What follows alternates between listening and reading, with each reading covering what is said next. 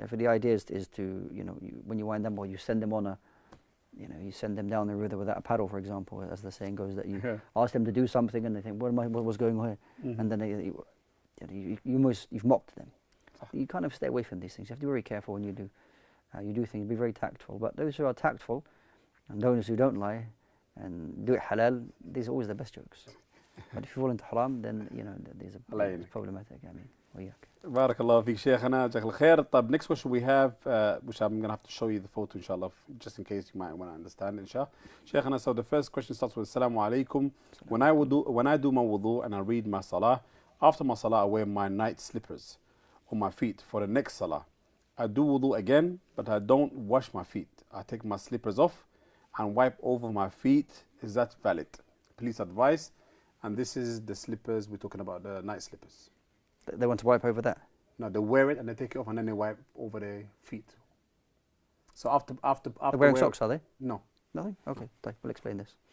So the viewers are thinking, I want to see what they look like. Yeah, actually, maybe the brothers can put it as a graphic. It's just like an open slipper. No. It's just an open slipper. Home slippers, isn't it? I think home slippers, yeah. Yeah, the fabric one. Yeah, that's right. So this kind of slipper doesn't cover your ankle. It doesn't. No. It's like an open slipper. You can see the top of your foot. No. So if you've washed your feet and you then prayed whatever you prayed, and then you they go to sleep in that slipper, they say? No. No. Okay. They just put the night slippers on. Right. So then. So for the next salah. There you are. They perform wudu again because they've broken the wudu. Yeah. But this time you'd have to take that. You have to take that off. That slipper, you take it off because it's not considered a sock that you can wipe over. Sure. So you'd have to wash your foot. You'd have to wash your foot. So you have to wash your foot. You'd have to wash your foot. She's asking, can I take my slippers off and wipe over? No, you can't do that. You can't do that. No. Okay. So it has if you were wearing socks. No. But if this is your bare foot, then you can't just wipe over your bare foot in any circumstance. Sure. No. Okay. Barakallahu fiqh Shaykhana. Next question we have. Assalamu alaikum wa rahmatullahi wa barakatuh. Just want to know if there are any ruling on makeup. Jazakumullahu khairan. So, I mean, yes, I mean, that's a very, you can write, you can do a lecture on use of makeup. I mean, makeup is, if sisters want to use makeup for beautification at the right time, then no problem, inshallah ta'ala. It's good to be more specific with regards to the makeup. It's okay. And not long ago, I think I was reading about makeup itself, because we started getting these questions a lot in the show. And that made me think twice, and I thought, I need to know more about it. The reason was, how did makeup come across in the first place? But for obviously we can't say it in our show here, but it started in the wrong way. There's a reason behind it. Not just to beautify yourself, but there's a reason why they beautify in certain places where for example, the lips and stuff. Right. So I think from that side of it, so the use of makeup, okay, fair enough. So the use of makeup is permissible. What's that based upon? Okay, well you claim that's permissible. We say al-asl al-ashya al-ibaha. That the origin of things is permissibility. Right. Okay, unless we find evidence to state otherwise. Sure. So we don't find anything prohibiting the use of makeup if it's used in the wrong way, and then you go on to other issues. Sure. If you're using makeup in a way which, as I mentioned, I guess it covers what I just said. Using it in the wrong way, then you're not allowed to use it. But other than that, it's allowed for you to use, sisters for use to makeup. Is there age limit Islamically? Again, there's not something which is. It's not specified as to what age you're allowed to use makeup, but there's a time that amongst themselves, parents and things like they would understand culturally what's acceptable for using makeup. So if you find they go to parties and things like that, they would use makeup. You have to be careful, and you should also bear in mind the element of being bashful, and not I was going to say that we're letting yourself go in terms of what you're going to wear, but we don't want to put too many restrictions. But people should be responsible. Allah. Barakallahu fi Shaykhana, Jazakallah khair. We have a caller, inshallah. Let's take the first caller of the day. Assalamu alaikum. Welcome to Ask Eman. Hello, assalamu alaikum. Wa alaikum salam. Sister, you are live in Ask Eman. What is your question? I just want to check with the Shaykh. Like when I fasted, like yesterday, Monday Sunnah Day, and 20 minutes before breaking my fast, I see my menses. Just 20 minutes before breaking my fast. before Maghrib, and I see my menses, if that is, if I have to make it up or is it counted? And is this the month of Ramadan or just generally? No, general sunnah fasting. طيب خير إن شاء الله. بارك الله فيك. Do you have any other question? Or even if it was Ramadan one, Yeah. what to do? طيب أبشر. No worries. Vice versa. بارك الله فيك. Thank you for that.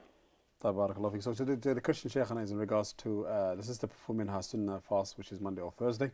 And then 20 minutes before she breaks her fast, she realizes that time of the month has kicked in. Mm-hmm. So what does she do now? Yeah, so this happens, a sister's fasting, and during the day, no matter what time during the day that the menses starts, that then invalidates the fast. Mm-hmm. So the day doesn't count.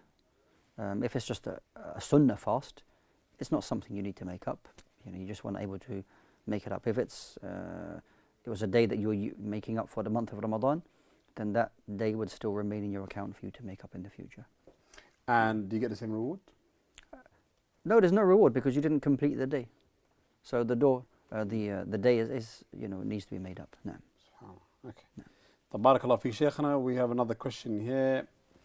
Assalamu alaikum wa rahmatullahi wa barakatuh. As Muslim, can we buy and sell logos that restrict us on wearing as a Muslim when it comes to salawat? Yeah. 40 seconds. With regards to the logos and things like that, maybe we can answer that after the break. But just to the previous question, if you don't mind, Yeah. I mean, if a person has done most of the day and things like that, will Allah reward them? Allah knows best. I can't say there's no reward for you. We hope that Allah subhanahu wa ta'ala may give you something. Sure. Allahu A'lam. Because I was going to get into it because obviously the 20 minutes she's mentioned. But khair. Barakallahu fi Shaykhana for clarifying that.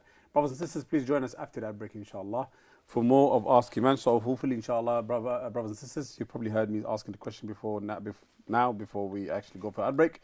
And that's in regards to, I forgot it myself. Logos. The logos. طيب خير inshallah. So join us after that break, inshallah, where the Shaykh will be able to answer it. For me and the Shaykh for now. Assalamu alaikum wa rahmatullahi wa barakatuh.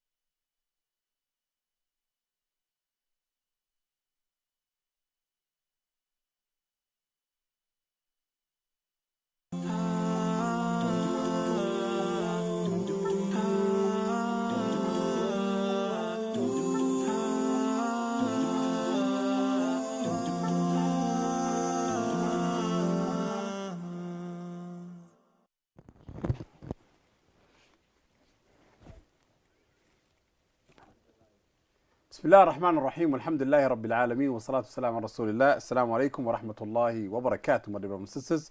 Welcome back to your show, Ask Eman. Brothers and sisters, I'd like to remind you, inshallah, of the number that you need to call into the studio here, inshallah, is 0203-515-0769. And that's for you to pick up your phone and call us live here and ask us your question, bi'idhnillah. And for those of you brothers and sisters who prefer to pick up their phone and send us messages, please remember the details that you need to know, whether it's via email or WhatsApp that you need to send it. The details that you need to know, inshallah, is on the left-hand side of your screen. Brothers and sisters, if you're living overseas, if you want to call us live here as well, you can always use our WhatsApp number, inshallah, and you will see that on your screen, bi'idhnillah. طب Shaykhana, before the ad break, we were asking in regards to designing logos that is not permissible. It's not permissible as in Islam for us to wear or to actually have on or wear when we are performing our salat. What is Islamic ruling in regards to that? So we're talking about people. This specifically is in regards to someone who designs logos. Okay. So anything that would have things that would have a soul, like drawing pictures, you should avoid. Anything or signs of which would be contrary to Islamic teachings. This is what comes to my mind. Other than that, you're free to design what you like. I mean, what the things that you should stay away from are restricted. You know, like drawing pictures, as I mentioned, things that have a soul, human beings or animals. Stay away from that. Gothic design. The things which represent things that are contrary to Islam. So things that are to do with shaitan and things like, yeah, obviously stay away from that. Right. Okay. Or symbols that are known to be contrary to Islamic teachings, you should stay away from that. But some might argue and say, well, we don't know how shaitan looks like and what he believes in, and do you know what I mean? Like, because now we have this picture in our head that shaitan has got two horns in his head and he's red and he's got a tail.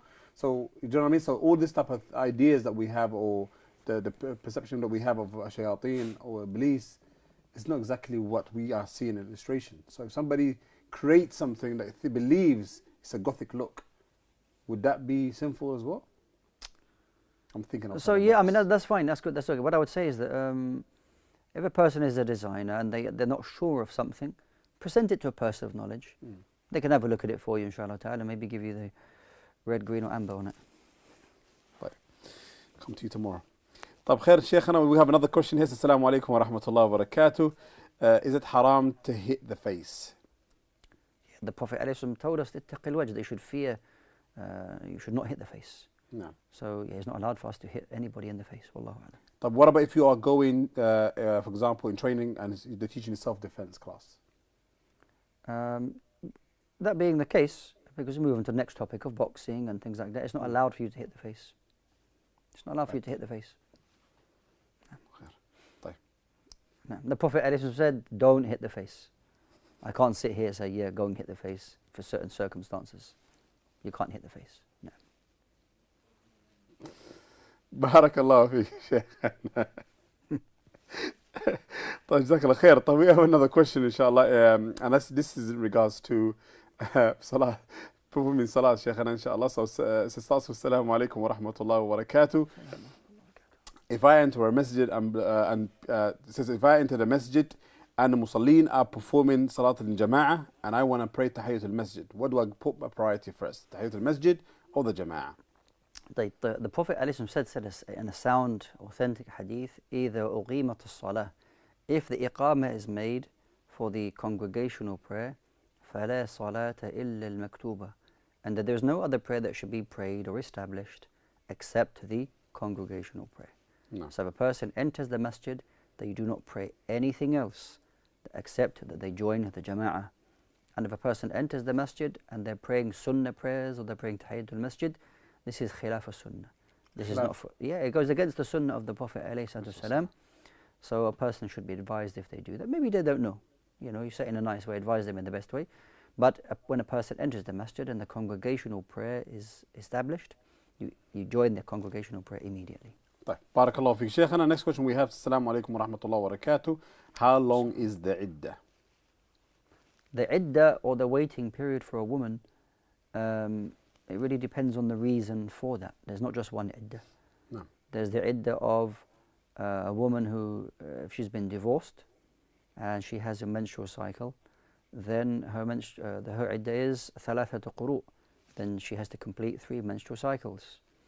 If she has no menstrual cycle, maybe she's reached the age of past menopause, then her iddah will be 3 months. No. If a woman who has her husband has passed away, then her iddah will be 4 months and 10 days, according to Islamic calendar.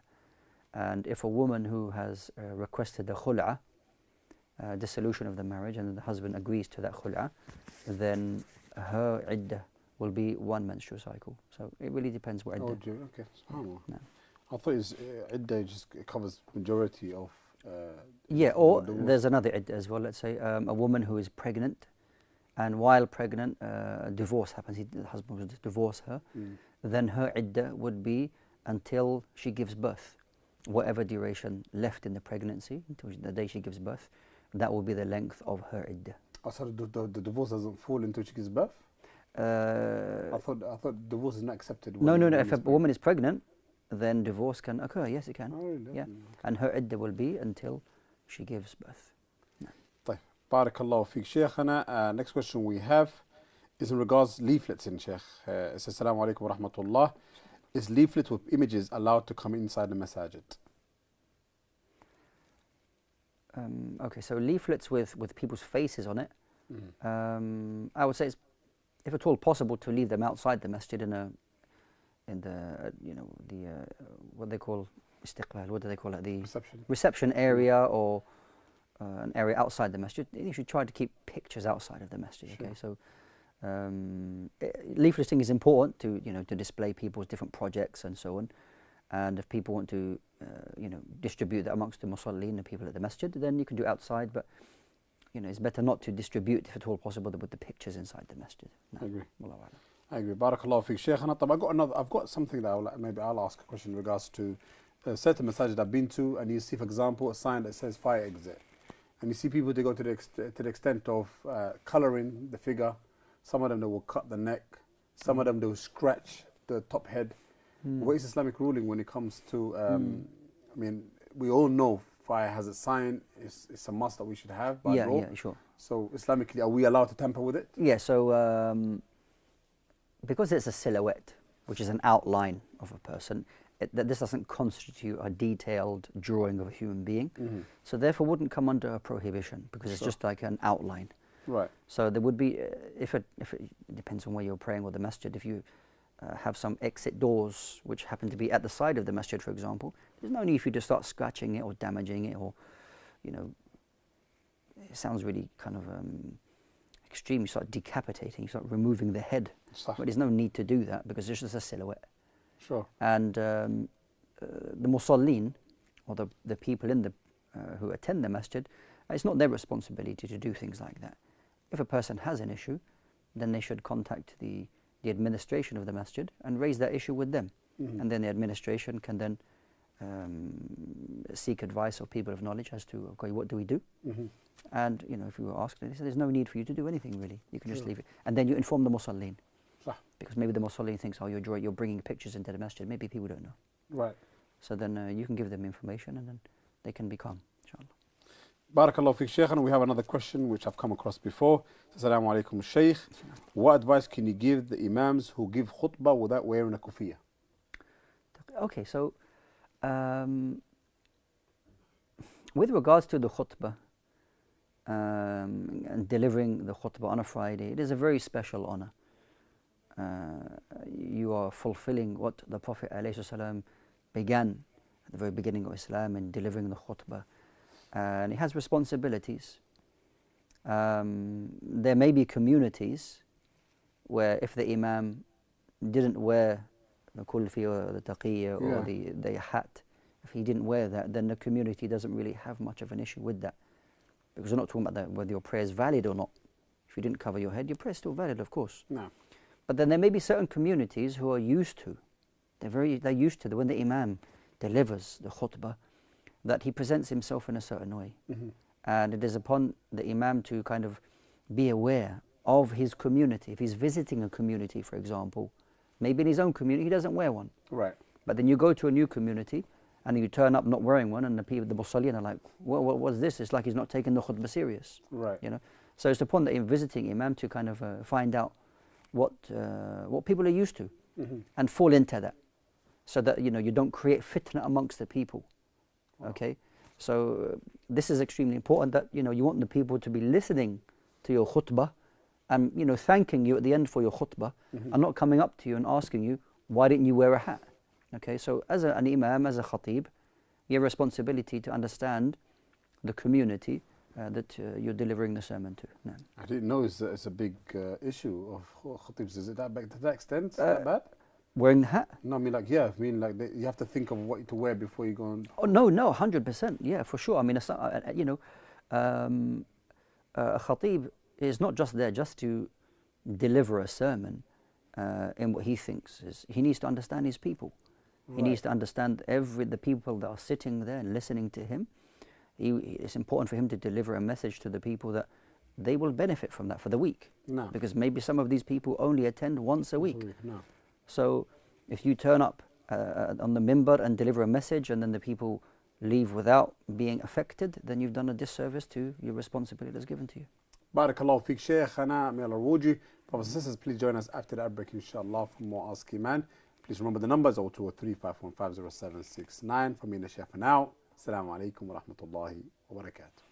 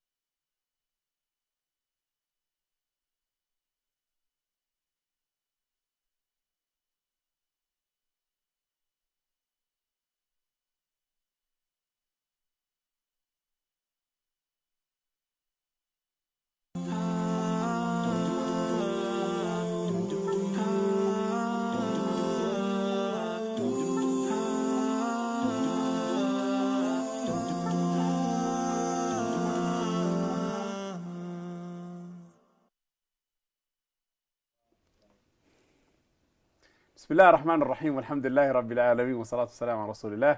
Assalamu alaikum wa rahmatullahi wa barakatuh. My dear brothers and sisters, welcome back to your show, Ask Eman. Brothers and sisters, please remember, you can always pick up your phone and call us here and ask us any question in regards to your deen, inshallah. We're going through so much questions that we're going through in WhatsApp, inshallah, and we are benefit from the questions that we're getting from our brothers and sisters. But it will be nice, inshallah, for you brothers and sisters to pick up your phone and call us live and ask us your question. My brothers and sisters, the reward that you get is immense. For every answer the Shaykh gives, inshallah, we can all get the reward bi'idhnillah. Shaykhana, we have a question here. In regards to, did we have any questions before? We did actually, before the break, sir. And we said we're going to continue with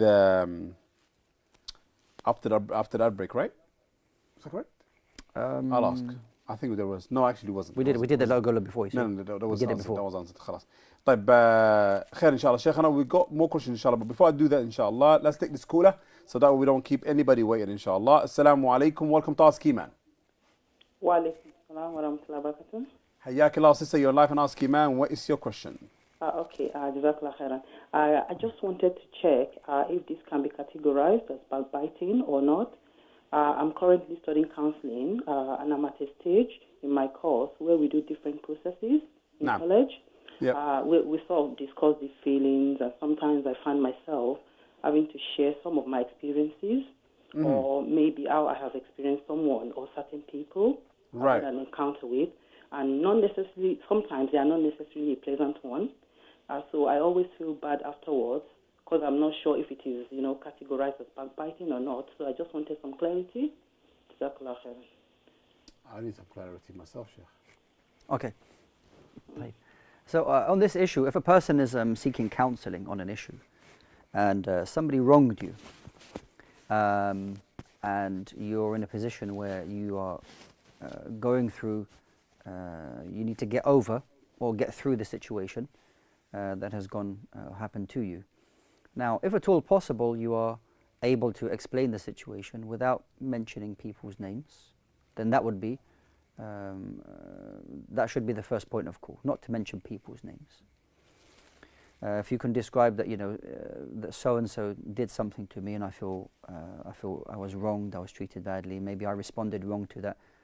The point of what I'm saying is that there is a goal behind mentioning the situation. No. Meaning that this is what happened and this is how I reacted to that situation, and the view or your intention is to to better understand what happened, or for you to in future have a better reaction, or how you're going to approach that person in the future. There's a positive reason for mentioning that. It's not just negativity, just mentioning news that happened for absolutely no reason. If it's part of one's treatment, if we're going through counseling, and there's a positive outcome, or there's a positive objective, then that is not considered backbiting. As long as you have the hudud or the boundaries of the Sharia, you're not mentioning things unnecessarily. You're not mentioning people's names if at all possible. But if you take this approach, then it's fine for you to mention what is necessary concerning the situation. Allahu A'lam. Jazakallah khair, Shaykh. We got next call, inshallah. Let's take next caller, brothers. Assalamu alaikum. Welcome to Ask Eman. Sorry. I just had two questions, please. Well, actually, one was a question about wudu, and the other one was just a clarification about the sister who asked about dentistry. So I think she asked regarding. So this is not Islamic opinion, but I think she asked about showing your sleeves, and I'm actually a dental student myself, and I just want to say that you can actually get sleeves that you put on over your clothes, so you can get disposable sleeves, and they should provide them where she's studying or any kind of hospital environment. I know a lot of sisters don't know that you can get sleeves to cover your arms. Barakallah feek. May Allah reward you, inshallah, sister, for sharing this, because obviously this is the purpose of the show, inshallah. It's for us to benefit one another, because obviously certain things that we do not know the answer to, obviously because we give a generic answer, whether Islamically or not, but with this type of things, obviously, because you're studying it, you're more knowledgeable in where you can actually get the stuff from. Barakallahu feeki for sharing it. But what's your question, the first one? Sorry, someone asked my mum that, when you're doing wudu and you're washing your feet, she was saying, do you have to use your left hand or your right hand to do it, or can you just use any hand when you're doing your feet? Very good question. Barakallahu feeki. Thank you. Barakallahu feeki. May Allah reward you. طب Shaykhana, in regards to wudu, when you making wudu and you're washing your feet, do you use your left or the right, or doesn't it matter? طيب. So concerning washing your feet, do you have to use your right hand for your right foot or your left foot? or your right hand or your left hand for your left foot, or can you use one for the other? It's up to you. There isn't any specific way that you have to do that. It is narrated that the Prophet ﷺ would use his small finger in going in between his toes to ensure that the water would reach all parts of the foot. Okay, so it is not a must for you to use right for right, left for left. If you use to right to do both or left for both, then that's up to you. And when it comes to the small finger, but the small finger, it is right narrated left, that doesn't matter. it doesn't matter. Okay. Okay, it doesn't matter either, because I've seen pictures as well, right? That when you're going through the toes on your foot, you see numbers 1, 2, 3, 4, 5, 1, and this is the order you're supposed to do. This has no basis. No, so there's no order. On No, when there's you no start with specific you finish. order as to which toe you should begin with. Right. There's nothing authentic concerning that. Sure. Okay, so whatever, even if you put all 4 fingers like this and in between your toes like that, that's okay as well. Just to ensure that the water has reached all of your foot. Wallahu a'lam. طيب. Barakallah fik, Shaykh. Next question we have says, Assalamu alaikum wa rahmatullahi wa barakatuh. How can we talk without getting angry? It's okay. Forgive me, Shaykh, sorry. No, but so just imagining with the 4 fingers like this. Subhanallah. طيب, I mean, with regards to anger, it's how do you not become angry?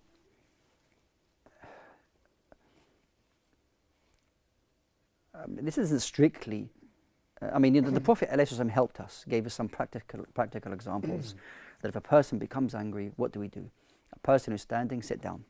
Okay, if you're sitting down and go to another place, change your environment, go to make wudu.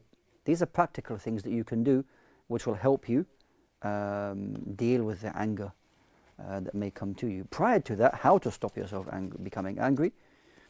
This is more of a kind of a psychological question, which I'm not. It's not my speciality. No. But try to remember Allah subhanahu wa ta'ala at all times. Try to control your emotions and not allow situations to get out of hand at the beginning. This kind of general advice I can give. Wallahu a'lam. Barakallah fik, Shaykh. Now we have another question. Assalamu alaikum wa rahmatullah. Can a baby be called Malik? Yes, you can. Malik is like owner. No. Yeah, so I mean, On his own. On its own, yeah. I mean, it's and its understanding in its ownership of. It's restricted. It's not Maliki Yawmi. When Allah is the owner of the Day of Judgment. No. If somebody's Malik, it's permissible, inshallah ta'ala. طيب خلاص barakallah fik, Shaykhana. This is another question we have. I think from we get this every now and then, but obviously now we're getting it more and more often in regards to Day of Judgment. Some people are asking, Assalamu alaikum wa rahmatullahi wa barakatuh. We know the signs of the Day of Judgment are getting closer and closer and closer. Do we need to do a lot of nawafil prayers? Yeah, so not just because of Yawm al-Qiyamah coming closer, but our death is coming closer. The time, our appointment for us leaving this worldly life is by the minute, by the second, by the minute, by the hour, by the day, by the week, by the month, by the year, is getting closer and closer and closer and closer. So increase in your ibadah, no doubt. No. Increase in nawafil, in whether that's nawafil fasts, nawafil prayers, nawafil sadaqah, whatever voluntary acts of worship that you can do, then do as much as you can, whatever is easy for you. No, Wallahu a'lam. Barakallahu fik, Shaykhana. Is there anything as a Muslim, sorry, this is another question, Assalamu alaikum. Is there anything as a Muslim that we can do to get closer to Allah subhanahu wa ta'ala? For us, whenever we ask Allah subhanahu wa ta'ala for anything, He will give. So, when we make dua, we must realize, when we make supplications, not everything that you ask for you'll get. No. Because not necessarily everything you ask for is good for you. Sure. So the Prophet ﷺ informed us that when a person makes dua to Allah subhanahu wa ta'ala, we fundamentally know that Allah Jalla wa ala hears your dua. Every single creature, every human being on earth who has a need, whether they say it or not, Allah subhanahu wa ta'ala is fully aware of your needs. No. Now, but you as an abd, when you raise your hand and you say, oh Allah, I want this and I want that. Allah, as the Prophet ﷺ told us, that maybe Allah Jalla wa ala will decree that matter for you immediately and you get what you are asking for. Or maybe Allah subhanahu wa ta'ala will not give it to you because it is not good for you. So Allah subhanahu wa ta'ala ya'lamu wa antum la ta'lamun. Allah knows and you don't know. So If you're constantly making dua and it doesn't happen, you don't get it, alhamdulillah. Maybe Allah knows something that I don't know. Sure. For sure. Allah knows something I don't, and alhamdulillah. Or thirdly, that what you're asking for, Allah subhanahu wa ta'ala saves that for you on Yawm al-Qiyamah. Allah Azza wa Jal delays the answering of your supplication to the Day of Judgment, maybe when you need it most. Okay, so it's important for us to understand the concept of when we make dua, these are the possible outcomes for us. It may be the outcome as well that maybe I'm involved in some form of haram, which is preventing my dua from being answered. So then I look at myself, and if I'm doing something in haram, I stay away from that and avoid that, so that I can ensure, inshallah ta'ala, my dua is being answered. Wallahu ta'ala alam. Barakallahu fiqh, Shaykhana, for being here, and may Allah reward you for every step you've taken to be here with us, inshallah. Brothers and sisters, I'd like to thank you as well for taking part on the show, whether it's by calling us or watching us, inshallah. For me and the Shaykh for now. Till next time. Assalamu alaikum wa rahmatullahi wa barakatuh.